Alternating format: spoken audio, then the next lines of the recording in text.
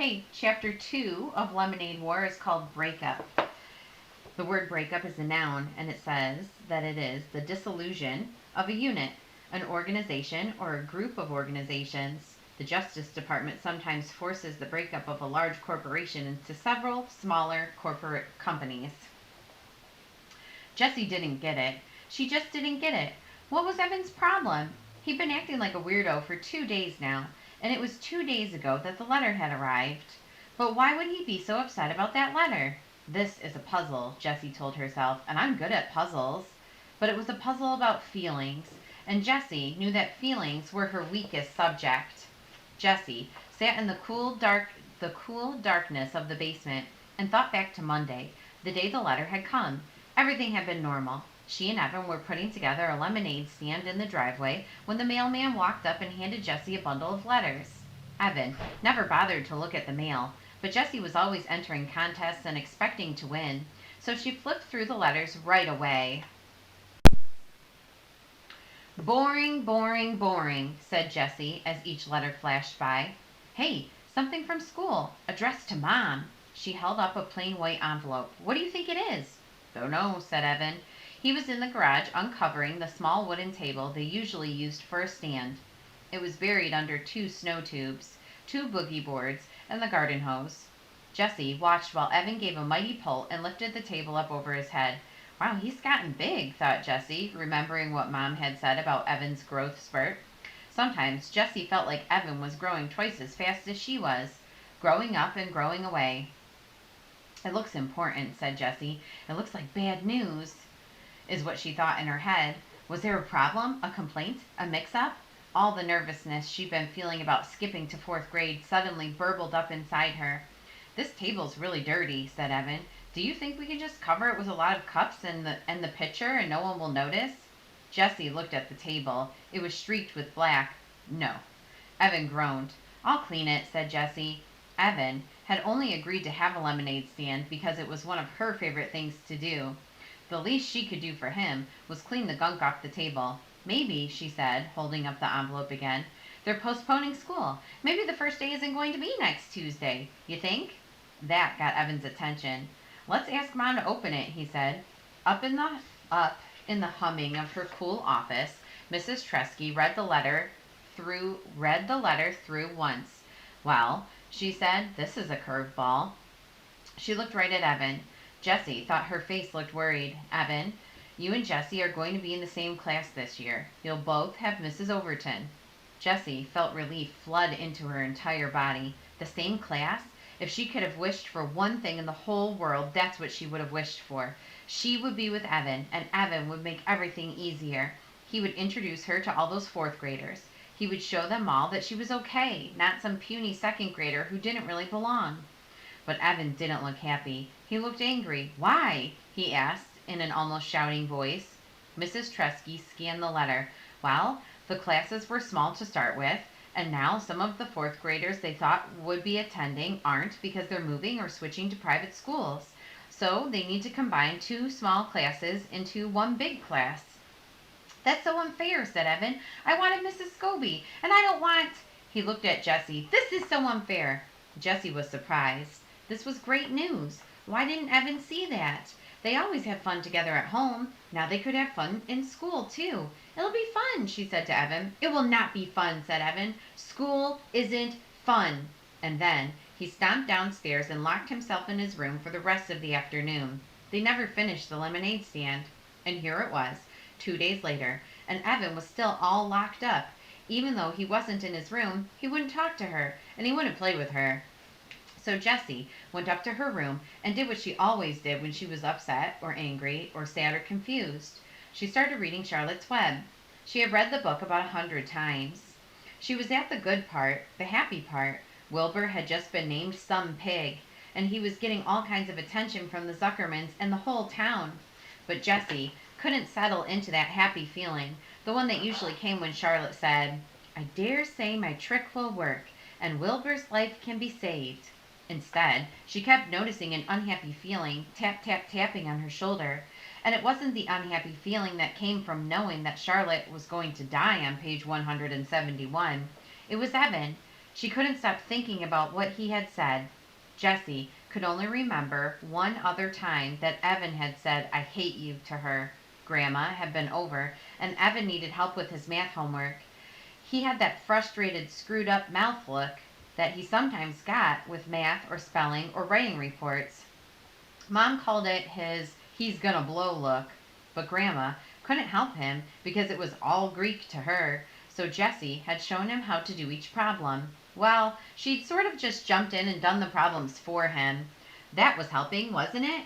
Grandma had called her a girl genius, but Evan had ripped his paper in half and run upstairs shouting, "I hate you," just before slamming his door. That was last year. Jessie rested the book on her stomach and stared at the ceiling.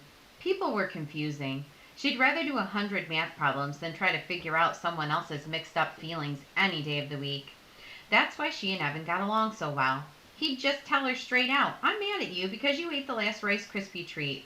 And then she could say, "Sorry, hey, I've got some Starbursts in my room, you want them?"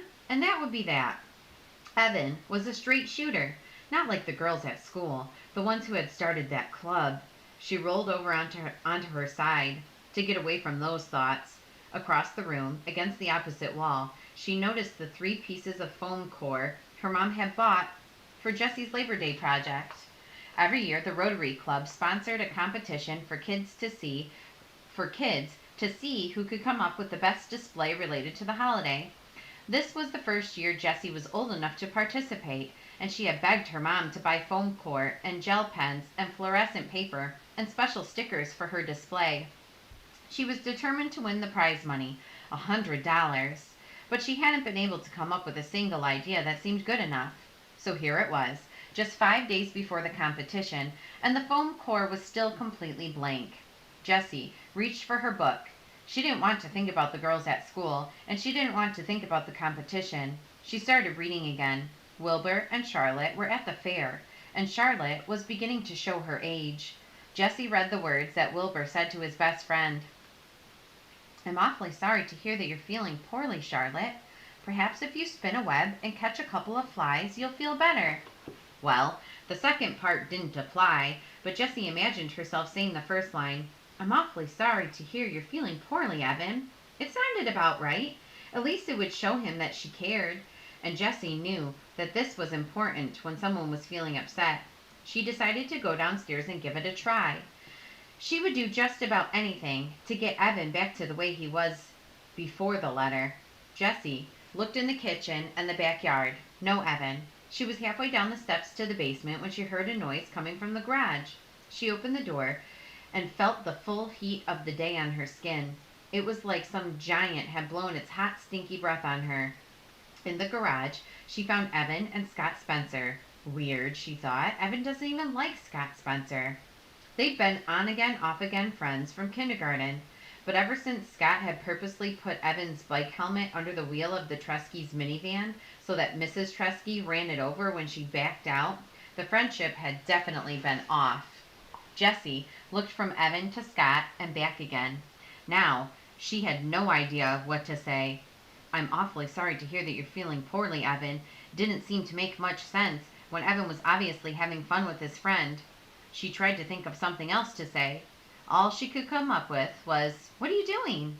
The boys were bent over a piece of cardboard. Evan was writing letters with a skinny red felt-tipped pen. The purple cooler was in the middle of the garage, and 2 plastic chairs were stacked on top of it. On the chair was a brown paper bag. "Nothing," said Evan, not looking up. Jessie walked over to the boys and peered over Evan's shoulder. She said, "You spelled lemonade wrong. It's an O, not an I." But she thought, "Oh, good, a lemonade stand. My favorite thing to do." The boys didn't say anything. Jessie saw Evan's mouth tighten up. "You want me to make a lemonade?" she asked. "Already made," said Evan. "I could decorate the sign," she said. "I'm good at drawing butterflies and flowers and things." Scott snorted. "Huh, we don't want girl stuff like that on our sign." "Do you want to use my lockbox to keep the money in? It's got a tray with separate compartments for all the different coins." "Nope," said Evan, still working on the sign. "Well," she said, looking around, "I could clean the table for you." The small wooden table was still covered in black streaks. and was pushed up against the bikes. "We're not using it," said Evan. "But we always use the table for a stand," said Jessie. Evan pushed his face in her direction. "We don't want it." Jessie took a couple of steps back. Her insides felt runny, like a fried egg that hasn't cooked enough. She knew she should just go back into the house, but for some reason, her legs wouldn't move. She stood still, her bare feet rooted on the cool cement. Scott whispered something to Evan, and the two boys laughed, low and mean. Jessie swayed toward the door, but her feet stayed planted. She couldn't stand it that Evan wanted to be with Scott, who was a real jerk, more than her. "Hey," she said, "I bet you need change. I've got a ton. You could have all my change. As long as you pay it back at the end of the day." "Don't need it," said Evan. "Yeah, you do," insisted Jessie. "You always need change, especially in the beginning. You'll lose sales if you can't make change." Evan capped the pen with a loud snap and stuck it in his pocket. "Scott's bankrolling us. His mom keeps a change jar, so we've got plenty." The boys stood up. Evan held the sign for Scott to read, turning his back on Jessie. "Awesome," said Scott. Jessie knew that the sign was not awesome. The letters were too small and thin to read from a distance. Evan should have used a fat marker instead of a skinny felt-tipped pen. Everybody knew that. There weren't any pretty decorations to attract customers, and the word lemonade was spelled wrong. Why wouldn't Evan take a little help from her? She just wanted to help. Scott turned to her and said, "Are you really going to be in 4th grade this year?" Jessie's back stiffened. "Yep," she said. "Wow, that is so freaky." "Is not," she said, sticking her chin out. "Is too," said Scott. "I mean, you're a 2nd grader, and now you're going to be a 4th grader? That's just messed up." Jessie looked at Evan, but he was busy taping the sign to the cooler. "Lots of people skip grades," said Jessie. "It's not that big of a deal." "It's completely weird," said Scott. "I mean, you miss everything from a whole year. You missed the whole unit on Antarctica, and that was the best. And the field trip to the aquarium, and the thing where we sent letters all over the country. Remember that, Evan? You got a letter from Alaska. That was cool." Evan nodded, but he didn't look up. "It's not that big of a deal," said Jessie again, her voice stretched tight like a rubber band. "It's like you miss a year of your life," Scott said. "It's like you're going to die a whole year earlier than the rest of us because you never had 3rd grade. Jessie felt cold and hot at the same time. Part of her wanted to yell, "That doesn't make any sense!" But the other part of her felt so freakish, like Scott had just noticed that she had 3 legs. Evan stood up and tossed the paper bag to Scott. Then he grabbed the plastic chairs with one hand. "Come on, let's go," he said. He reached down to grab one handle of the cooler. Scott grabbed the other, and together they lifted it and began to walk out of the garage. "Hey, Evan," said Jessie, calling to their backs. "Can I come too?" "No," he said without turning around. "Come on, please. I'll be a big help. I can do lots of things." "You're too young," he said sharply. "You're just a baby." The boys walked out. "You're just a baby." Jessie couldn't believe Evan had said that, after all the stuff they'd done together. And he was only 14 months older than she was, hardly even a full year. She was about to yell back something really harsh, something stinging and full of bite, like, "Oh yeah," when she heard Scott say to Evan, "Man, I can't believe you have to be in the same class as your little sister. If that happened to me, I'd move to South America." "Yeah, tell me about it," replied Evan, crossing the street. The words died on Jessie's lips. She watched Evan walking away, getting smaller and smaller. He was deserting her. He wasn't going to stand by her at school. He wasn't going to smooth the way for her. He was going to be on the other side, with all of them, looking down on her, telling everyone that she was too young to be part of the crowd, telling everyone that she didn't belong. "Fine for you, Evan Tresky," she said as she marched into the house, her fists balled up at her sides. "I don't need you. I don't need you to have fun. I don't need you to run a lemonade stand. And I don't need you to make friends in 4th grade. Halfway up the stairs, she stopped and shouted, "And I am not a baby!" And I'll be back with Chapter 3 tomorrow. Bye, guys. Hope you're doing good.